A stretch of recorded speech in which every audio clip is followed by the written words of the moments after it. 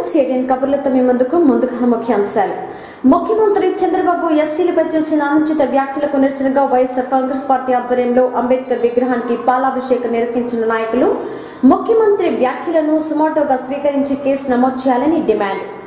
ఈ నెల 21 నుండి జరిగే 2వ విడత పల్స్ పోలియో కార్యక్రమాన్ని విజయవంతం చేయండి. బీపీ యూనిట్ వైద్యాధికారి కోటేశ్వరరావు వెల్లడి.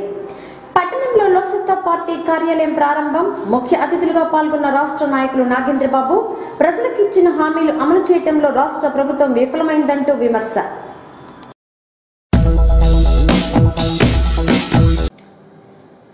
రాష్ట్ర ముఖ్యమంత్రి నారా చంద్రబాబు నాయుడు ఎస్సీలపై చేసిన వ్యాఖ్యలకు నిరసనగా వైఎస్ఆర్సీపీ రాష్ట్ర అధ్యక్షుడు జగన్మోహన్ రెడ్డి పిలుపు మేరకు కావలి పట్టణంలో శనివారం వైఎస్ఆర్సీపీ నాయకుల ఆధ్వర్యంలో పట్టణంలోని అంబేద్కర్ విగ్రహాలకు పాలాభిషేకం చేశారు. ఈ కార్యక్రమంలో నాయకులు నారాయణ, జగదీష్ రెడ్డి, ప్రసన్న, కామరాజు, కుందుర్తి శ్రీనివాసులు, కామయ్య, మందా శ్రీను తదితరులు పాల్గొన్నారు. అనంతరం నాయకులు మాట్లాడుతూ ముఖ్యమంత్రి ఎస్సీలపై చేసిన వ్యాఖ్యలు వెనక్కి తీసుకోవాలని డిమాండ్ చేశారు.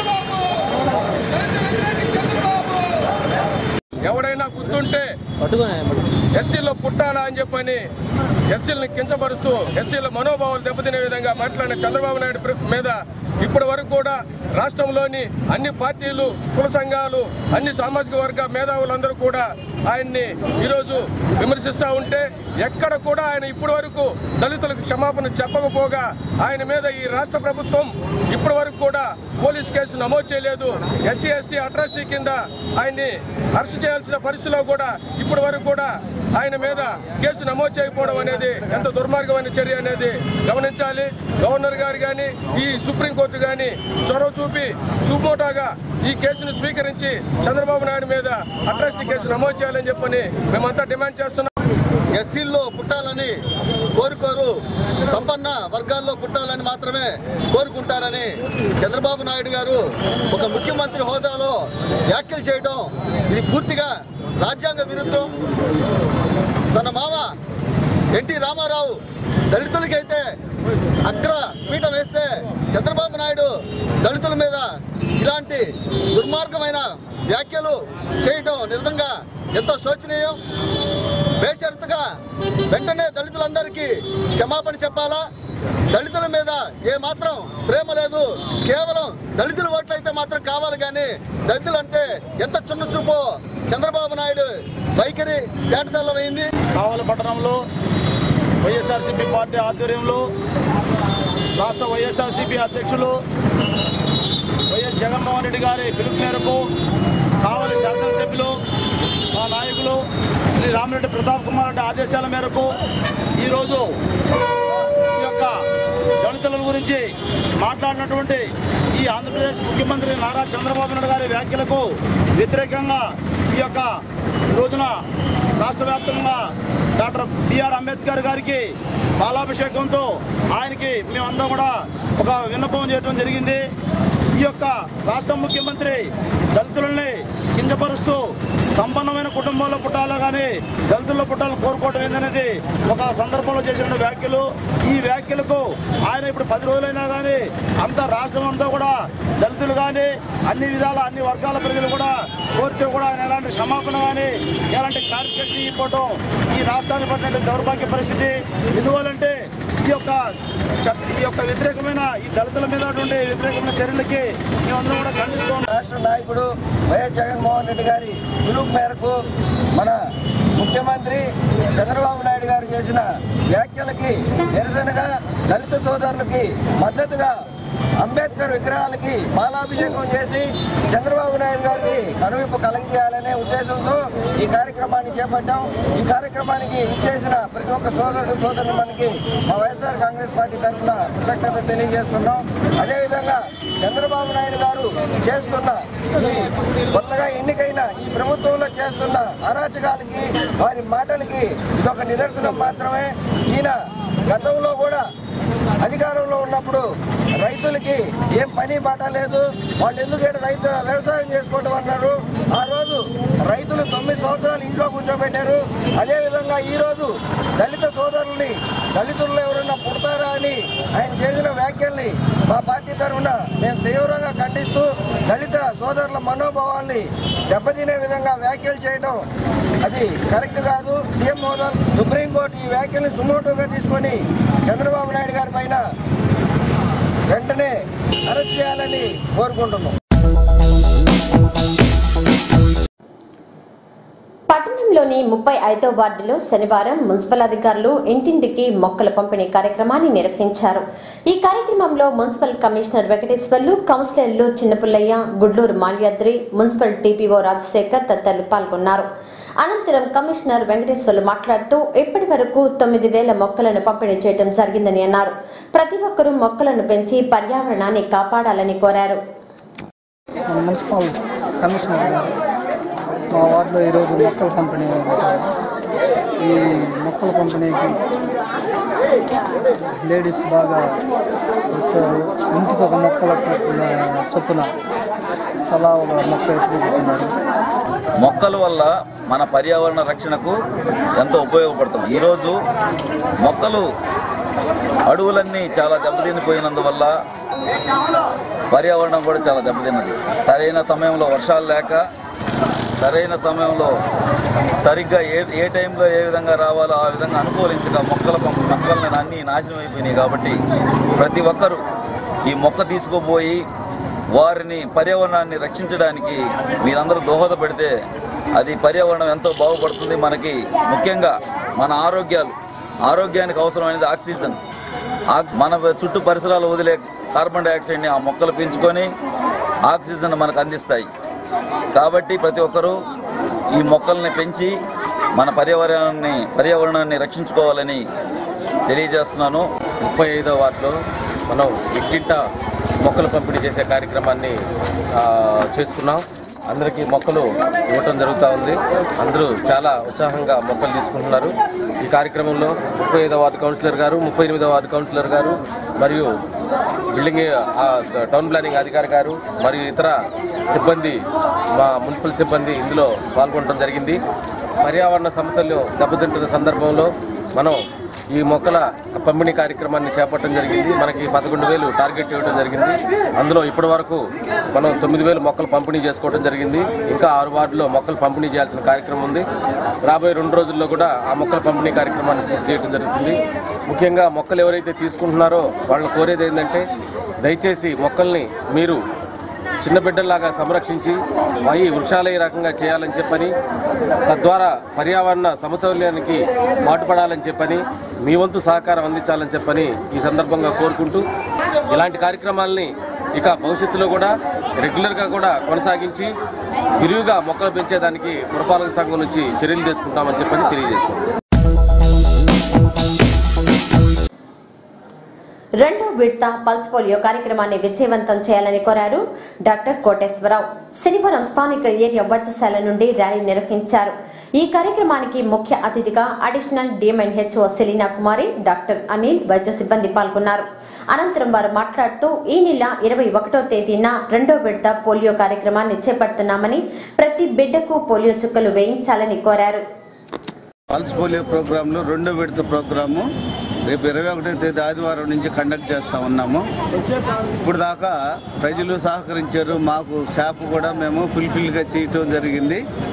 ఈసారి కూడా పోయినసారి లాగానే 0 to 5 years చిల్డ్రన్ వచ్చేసి 10,598 మంది, అలాగే 61 బూతులు, 2 ట్రాన్సిస్ట్ బూతులు, railway station plus RTC bus stand వీటిలన్నింటిని కూడా కవర్ చేయడం జరుగుద్ది. 21వ తేదీ నుంచి 23వ తేదీ దాకా కంటిన్యూస్గా జరుగుద్ది. కాబట్టి ఈ ప్రోగ్రామ్ని ప్రజలందరూ మాకు సహకరించి సక్సెస్ చేయాలని కోరుకుంటున్నాము. ముఖ్యంగా ఏంటంటే అపార్ట్మెంటుల్లో నివసించే ప్రజలు మా స్టాఫ్ పోయి కనీసం అరగంట అయినా కానీ వాళ్ళు చుక్కలు వేయించుకునేదానికి కనీసం రావట్లేదు. దయచేసి ఇది మా ఒక్కరి బాధ్యతే కాదు, ఉద్యోగ ధర్మంగా మేము చుక్కలు వేయటం మా ధర్మం. కానీ మీ బిడ్డలకి పోలియో రాకుండా చేసుకోవడం మీకు కూడా ఒక బాధ్యత ఉందని నేను గుర్తు చేస్తున్నాను. కాబట్టి దయచేసి అపార్ట్మెంట్లో ఎవరైతే నివసించే ప్రజలు ఉన్నారో, ఎవరైతే 0 to 5 years చిల్డ్రన్ ఉన్నారో వాళ్ళకు ఒక టైం చెప్తాం మేము. ఆ టైం చెప్తే దయచేసి సహకరించి ఆ బిడ్డల్ని తీసుకొచ్చి పోలియో చుక్కలు వేసుకోవాల్సిందిగా కోరుతున్నాము. ఏ ఒక్కరు మిస్ కాకూడదు. ఎందుకనంటే ఏ ఒక్కరు మిస్ అయ్యి ఒక్కరు ఇదైనా కానీ మళ్ళీ అది తిరిగి దేశం మొత్తం వ్యాప్తి చెందటం జరుగుద్ది. ఆ మహమ్మారిని తరిమి కొట్టాలంటే మాతో పాటు మీకు కూడా బాధ్యత ఉంది, అందరికీ బాధ్యత ఉంది. కాబట్టి కౌన్సిలర్లు, చైర్మన్స్, ఎమ్మెల్యేస్, పెద్దలు అందరూ దీంట్లో మాకు సహకరించి ఈ ప్రోగ్రామ్ని సక్సెస్ చేయాలి అని చెప్పి కోరుకుంటున్నాము. స్థానిక మద్దులపాడులో ఉన్న డివిఎస్ ఇంజనీరింగ్ కళాశాలలో శనివారం స్పోర్ట్స్ డే కార్యక్రమాన్ని నిర్వహించారు. ఇందులో భాగంగా విద్యార్థులకు పలు ఆటల పోటీలను నిర్వహించారు. ఈ కార్యక్రమానికి ముఖ్య అతిథులుగా కళాశాల చైర్మన్ దామశ్రీ శ్రీనివాసులు నాయుడు పాల్గొని క్రీడా పోటీలను ప్రారంభించారు. పోటీలలో భాగంగా బాలుర బాలికల విభాగంలో గెలుపొందిన విజేతలకు మెడల్స్ ను అందజేశారు. ఈ కార్యక్రమంలో కళాశాల కరస్పాండెంట్ సుధీర్ నాయుడు, సెక్రటరీ బాల సురేష్ బాబు, ఏవో రమేష్ బాబు, కళాశాల అధ్యాపకులు, సిబ్బంది పాల్గొన్నారు.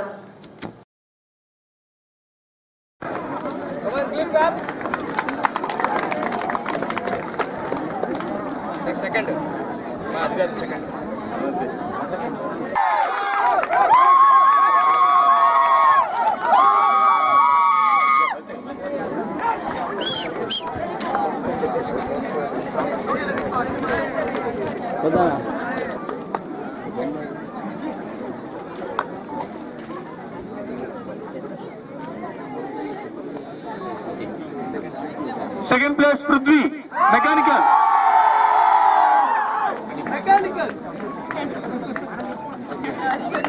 Third place Kranti, Triple E.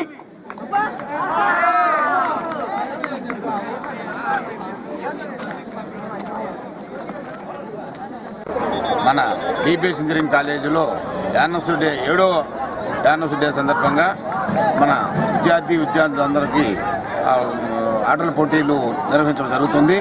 24 గేమ్స్లో ఆటల పోటీలు ఈ రోజు నుంచి 10 days వరకు జరుపుతాము.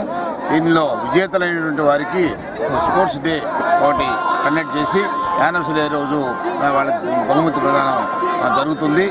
ఈ కార్యక్రమంలో ఉత్సాహంగా పాల్గొని విద్యార్థులందరూ కూడా వారి టాలెంట్ని చూపి విద్యలోనే కాకుండా ఆటలలో కూడా వాళ్ళ రాణింపుని ప్రదర్శించి వారి ముందుకు పోవాలని, అదేవిధంగా ఆ ఆటల పోటీలు అనేది విద్యార్థి దశలో చాలా ముఖ్యమైనది. విద్యంతో ఆటలు కూడా ఈ రోజుల్లో ముఖ్యమైనవి. కాబట్టి మా ఇంజనీరింగ్ కాలేజీలో ఆటలకు కూడా చాలా గ్రౌండ్ని ఏర్పాటు చేసి ఎన్నో ఆటలని వాళ్ళకి నేర్పి ముందుకు తీసుకోవడం జరుగుతుంది. ప్రతి మనిషికి వారి భవిష్యత్తులో వాళ్ళు వేసుకున్న ప్రణాళికల్లో ఏది సక్సెస్ కావాలన్నా ముందు ఆరోగ్యం అనేది చాలా ముఖ్యమైన అంశం. ముఖ్యంగా విద్యార్థి దశలో ప్రతి ఒక్కరూ వాళ్ళ విద్య కోసం వెచ్చించే టైంలో కొంత వాళ్ళ ఆరోగ్యం కోసం కూడా వాళ్ళు కృషి చేయాల్సిన అవసరం ఉంది. దాంట్లో భాగంగానే డిబిఎస్ ఇంజనీరింగ్ కాలేజీ నందు ఈరోజు స్పోర్ట్స్ డేలో భాగంగా ఈరోజు అన్ని 24 ఈవెంట్స్లో స్పోర్ట్స్ డే నిర్వహించడం కోసంగా ఈరోజు ప్రారంభించడం జరిగింది స్పోర్ట్స్ని. దీంట్లో రాణించిన ప్రతి ఒక్క విద్యార్థులకు 7th డిబిఎస్ స్పోర్ట్స్ డే సందర్భంగా వాళ్ళకి ప్రైజ్ డిస్ట్రిబ్యూషన్ చేయడం జరుగుతుంది. ఈ సందర్భంగా మా విద్యార్థులందరికీ కూడా శుభాకాంక్షలు తెలియజేస్తున్నాం. వాళ్ళకి మేము ఇచ్చే సందేశం కూడా, మీరు విలువలతో కూడిన విద్యతో పాటు డిసిప్లిన్తో పాటు మీ ఆరోగ్యాన్ని కూడా పరిరక్షించుకున్నారనే మీరు ఏ గోల్ని అయితే సెట్ చేసుకుంటారో దానికి పరిపూర్ణంగా మీరు ముందుకు వెళ్ళి మీ జీవితంలో మంచి సక్సెస్ని సాధించగలరు.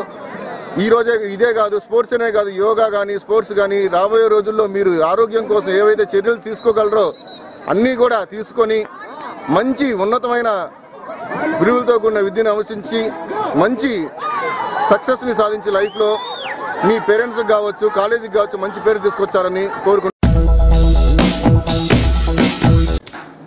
స్థానిక రెడ్ క్రాస్ భవనం నందు శనివారం సంయుక్త సేవా సంస్థ ఆధ్వర్యంలో వికలాంగులకు, వృద్ధులకు నిత్యావసర సరుకులు అన్నదానం చేశారు. ఈ కార్యక్రమంలో సంస్థ అధ్యక్షులు సురేంద్ర, రెడ్ క్రాస్ సభ్యులు రవిప్రకాష్, ప్రసన్న తదితరులు పాల్గొన్నారు. అనంతరం రెడ్ క్రాస్ సభ్యులు మాట్లాడుతూ సంయుక్త సంస్థకు తమ సహకారం ఉంటుందని, అలాగే ఇలాంటి కార్యక్రమాలు మరెన్నో చేయాలని అన్నారు. సురేంద్ర మాట్లాడుతూ సేవాభావంతో ఈ కార్యక్రమాలు చేస్తున్నామని తెలియజేశారు.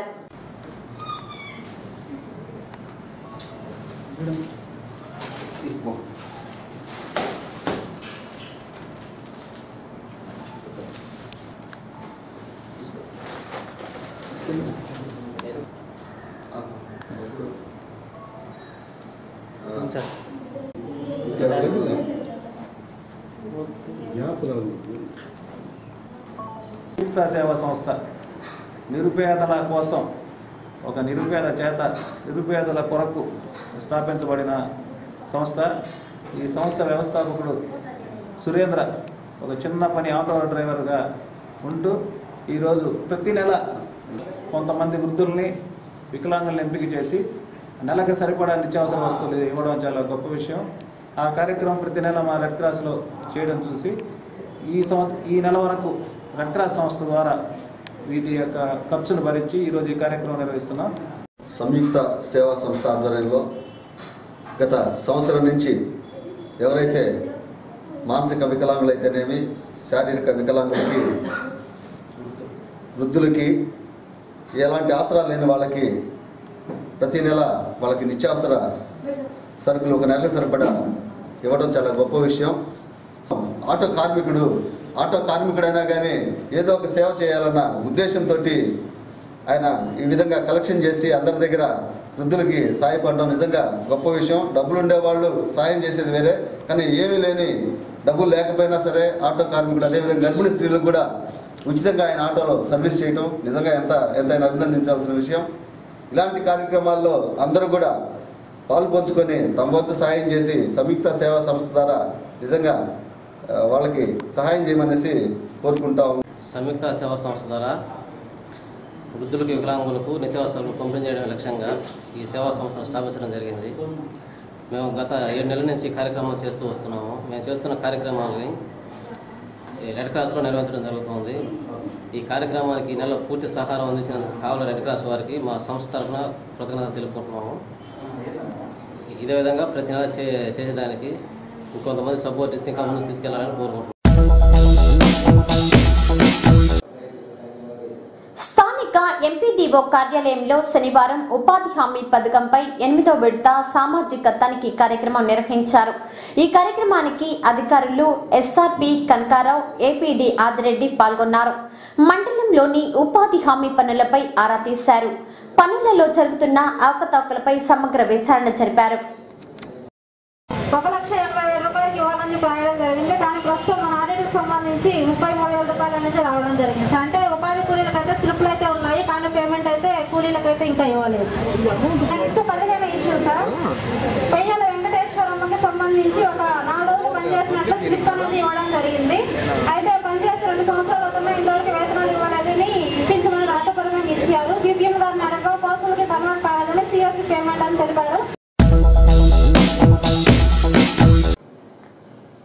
ముఖ్యమంత్రి చంద్రబాబు రాష్ట్రాన్ని నాశనం చేస్తున్నాడని ఎద్దేవా చేశారు లోక్సత్తా పార్టీ రాష్ట్ర నాయకులు నాగేంద్రబాబు.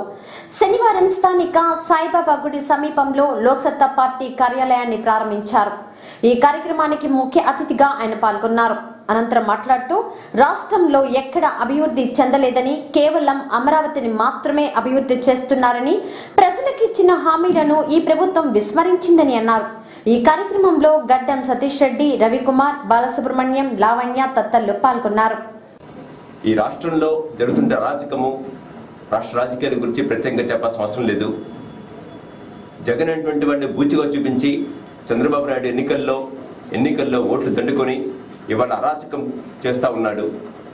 అమరావతి పేరు చెప్పి అమరావతి చుట్టూ మాత్రమే డెవలప్మెంట్ చూపిస్తూ ఇటు అనంతపూర్లో కానీ కడపలో కానీ అక్కడ కూడా పోస్టర్స్ పెడుతూ అమరావతిని ఒక అభివృద్ధి పదవి తీసుకుందామని చెప్పి కళ్ళబుల్లి కబుర్లు చెప్తా ఉన్నాడు.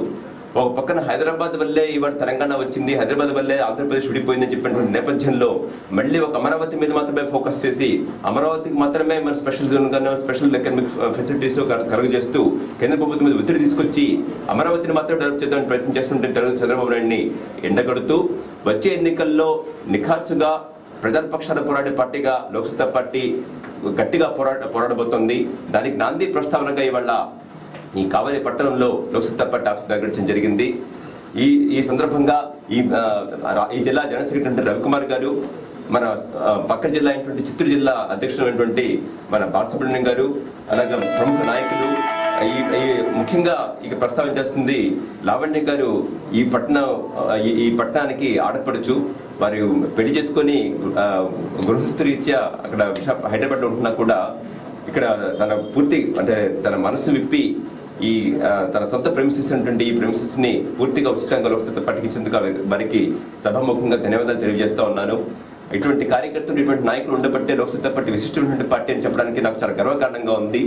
ఇవాళ అధికారంలో ఉన్నటువంటి టీడీపీతో సహా లేకపోతే అపోజిషన్ ఉన్నటువంటి జగన్ పార్టీ కానీ డబ్బులు మధ్య ఇవ్వకుండా ఒక 30 మంది 40 మంది కార్యకర్తలను కూర్చోపెట్టే అవకాశమే లేదు. మీకు అందరికీ తెలిసిన విషయమే. ఇవాళ నిఖార్సుగా గట్టిగా పనిచేసినటువంటి కార్యకర్తలు కానీ నాయకులుగా ఉంటుంటే ఒకే ఒక పొలిటికల్ పార్టీ, బహుశా భారతదేశ చరిత్రలో ఉంటుంటే పొలిటికల్ పార్టీ ఒకప్పుడు కమ్యూనిస్ట్ పార్టీస్ అంటూ ఉన్నారు. వాటిని రిప్లేస్ చేసి ఒక మార్పు కోసం చెప్పి కమిట్మెంట్తో పనిచేసినటువంటి పార్టీ లోక్సత్తా పార్టీ. ఈ డిఫరెంట్గా ముందుకెళ్ళాల్సిన ఆవశ్యకత ఎంతైనా ఉంది, వెళ్తుందనేటువంటి నమ్మకం ఎక్కడికి వెళ్ళినా కూడా ప్రజలు కోరుకుంటా ఉన్నారు. ఒక ఆల్టర్నేటివ్ కావాలండి, నిజమైనటువంటి ఆల్టర్నేటివ్ కావాలని చెప్పి దానికి సిద్ధపడుతూ గడవేస్తూ చాలా అగ్రెసివ్గా అసెప్టివ్గా ఉండబోతోంది ఈ పార్టీ వచ్చే కొద్ది వారాల లోపల. మీ ప్రజలు కూడా మన కావలి పట్టణంలో కూడా ఈ మార్పుని త్వరలో గమనిస్తారు. సిటిఎన్ కబుర్లు నేటికి సమాప్తం.